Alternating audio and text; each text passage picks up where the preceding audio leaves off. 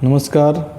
आप सभी का साहित्य संसार यूट्यूब चैनल पर स्वागत है। आज मैं अलंकारों की श्रेणी में विभावना अलंकार लेकर के इस वीडियो में उपस्थित हूँ। इस वीडियो में मैं विभावना अलंकार की परिभाषा तथा उसके उदाहरण आपको बताऊंगा। विभावना अलंकार की परिभाषा और उदाहरण प्रतियोगी परीक्षाओं में कभी कभी पूछे जाते हैं। इसके को ध्यान में रखते हुए मैंने यह वीडियो बनाया है। आइए देखते हैं। विभावना अलंकार, जहाँ बिना कारण के ही कार्य हो जाए वहाँ विभावना अलंकार होता है। बिना कारण के कार्य आप देखते हैं, चाहे व्यक्ति का हो, चाहे समाज हो, चाहे देश हो, चाहे संसार हो, बिना कारण के या बिना वजह के कोई कार्य घटित नहीं होता है। कोई भी कार्य घटित होता है तो उसके पीछे कोई न कोई वजह होती है। लेकिन इसमें ये कहा जा रहा है कि बिना कारण के जहाँ कार्य हो रहा हो वहाँ पर विभावना अलंकार होता है। आइए उदाहरण के माध्यम समझते हैं। उदाहरण पहला देखिए, कह रहे हैं बिनु पद चले सुने बिनु काना, कर बिनु कर्म करे विधि नाना, आनन रहत सकल रस भोगी, बिन वाणी वक्ता बड़ जोगी। ये जो लाइन है गोस्वामी तुलसीदास जी का है। गोस्वामी तुलसीदास जो भक्ति काल के राम भक्त शाखा के सर्वश्रेष्ठ कवि हैं, या कह सकते हैं कि विश्व कवि हैं। ये पूरी दुनिया इनके बारे में जानती है। तो उनकी लाइन है, तो इन्होंने इस चौपाई के माध्यम से गोस्वामी तुलसीदास ने ईश्वर के निराकार रूप का विवेचन किया है और कह रहे हैं बिनु पद चलें सुने बिनु काना, यानी बिना पैरों के चलना, सुने बिनु काना बिना कान के सुनना, कर बिनु कर्म करे विधनाना बिना हाथ के कार्य करना, आनंद रहत सकल रस भोगी और बिना मुँह के सभी रसों का स्वाद लेना, बिन वाणी वक्ता बड़ जोगी और बिना वाणी के प्रखर वक्ता होना।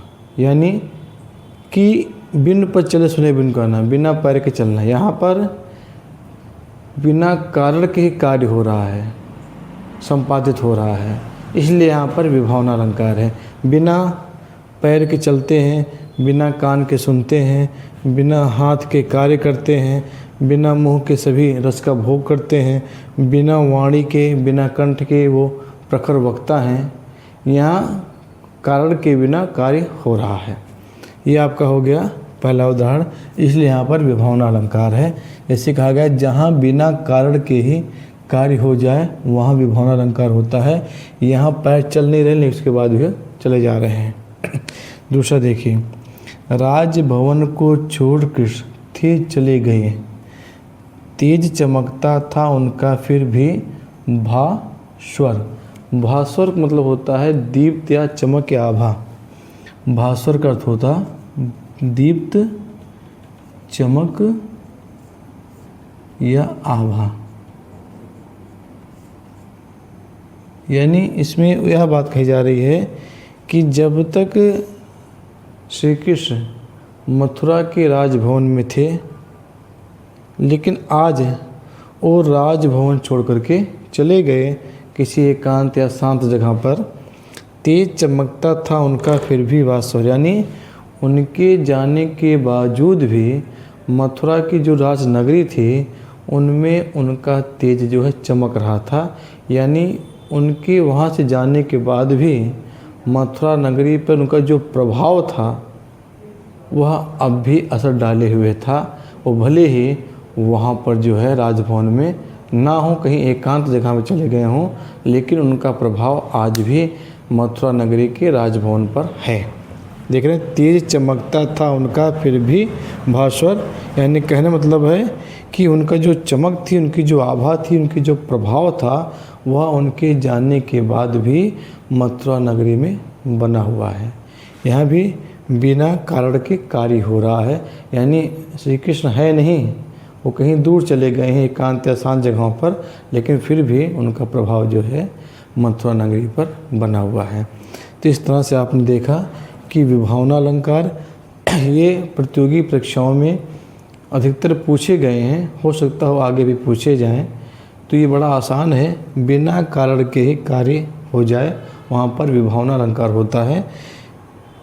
अलंकार जो है ये अर्थ अलंकार के अंतर्गत आता है।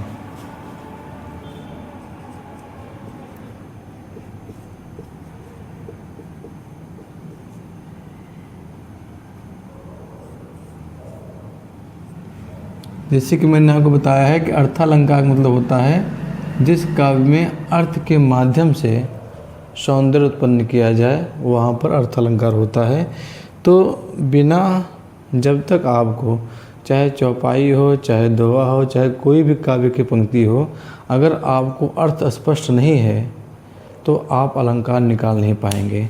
कि देखिए, जब तक हम इसके अर्थ के, इसके मर्म को जानेंगे, तभी हम जो है अलंकार को पकड़ पाएंगे कि इसमें कौन सा अलंकार है। तो विभावना अलंकार जहाँ बिना कारण के ही कार्य हो जाए, वहाँ पर विभावना अलंकार होता है। उदाहरण दिया मैंने, बिनु पद चले सुने बिनु काना, कर बिनु करम करे विधिनाना, आनन रहत सकल रस भोगी, बिन वाणी भक्ता बड़जोगी। ये गोस्वामी तुलसीदास जी की रचना है, चौपाई छंद में है। उन्होंने बताया है कि ईश्वर के निराकार स्वरूप को बताया है कि ईश्वर का निराकार रूप कैसा होता है।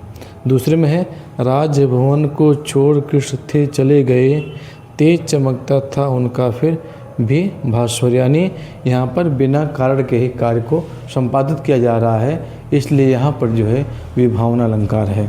मुझे उम्मीद है कि अलंकार आपको ज़रूर समझ में आ गया होगा।